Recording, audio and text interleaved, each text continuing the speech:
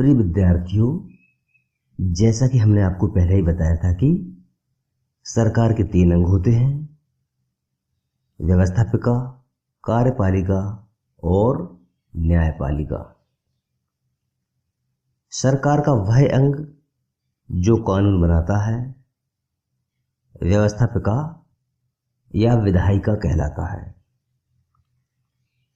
वह अंग जो कानूनों को लागू करता है और उनका पालन करवाता है कार्यपालिका कहलाता है, तथा वह अंग जो इन कानूनों का उल्लंघन करने वालों को दंड देने का कार्य करता है न्यायपालिका कहलाता है। ये तीनों अंग मिलकर ही सरकार कहलाते हैं। आज के इस वीडियो में हम व्यवस्थापिका के कुछ महत्वपूर्ण कार्यों पर चर्चा करेंगे। व्यवस्थापिका एक सदनीय और द्विसदनीय दोनों तरह की होती है। सबसे पहले हम एक सदनीय और द्विसदनीय में क्या अंतर है यह जानने का प्रयास करते हैं। जैसा कि हमने आपको पिछले वीडियो में बताया था कि केंद्र की व्यवस्थापिका के 2 सदन हैं, लोकसभा और राज्यसभा। इसमें लोकसभा प्रथम सदन है जिसको निम्न सदन के नाम से भी जाना जाता है, और राज्यसभा भारतीय संसद का द्वितीय सदन है जिसको उच्च सदन के नाम से जाना जाता है। यह तो होगी द्विसदनीय व्यवस्थापिका। अब बात करते हैं एक सदनीय व्यवस्थापिका की। तो मध्य प्रदेश सरकार की व्यवस्थापिका यानी कि विधानमंडल में सिर्फ एक सदन है जिसको विधानसभा कहते हैं।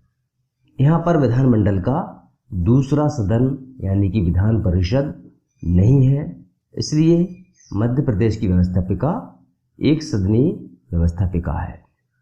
जहाँ 2 सदन होते हैं वहाँ प्रथम सदन को निम्न सदन और द्वितीय सदन को उच्च सदन कहते हैं। प्रत्येक राज्य में व्यवस्थापिका अनेक महत्वपूर्ण कार्य करती है। व्यवस्थापिका के प्रमुख कार्य इस प्रकार हैं। व्यवस्थापिका का सबसे पहला और सबसे बड़ा काम है कानून का निर्माण। देश के शासन को संचालित करने के लिए कानूनों के निर्माण का कार्य व्यवस्थापिका करती है। व्यवस्थापिका का दूसरा कार्य है संविधान संशोधन।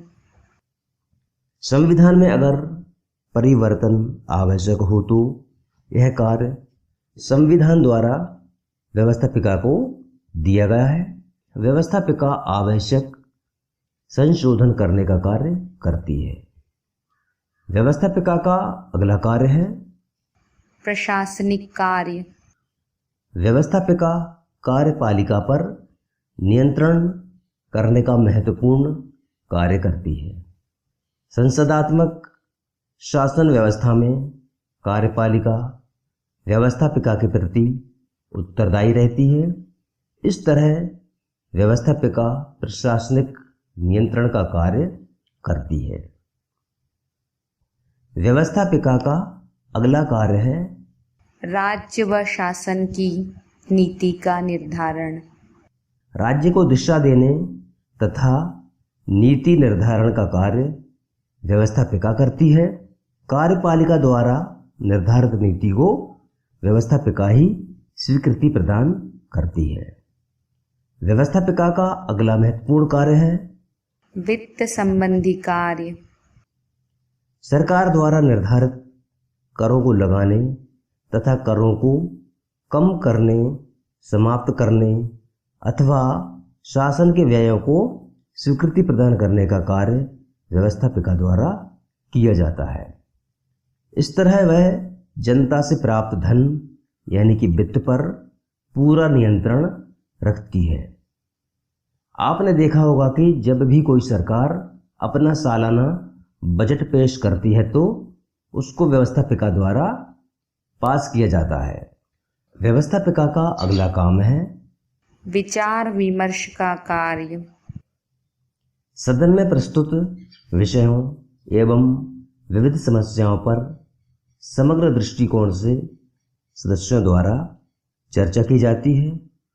कानून बनाने से पहले हर संबंधित पक्ष पर विस्तार से चर्चा की जाती है, जिससे विधि का निर्माण पूर्णतया जनता के हित में हो।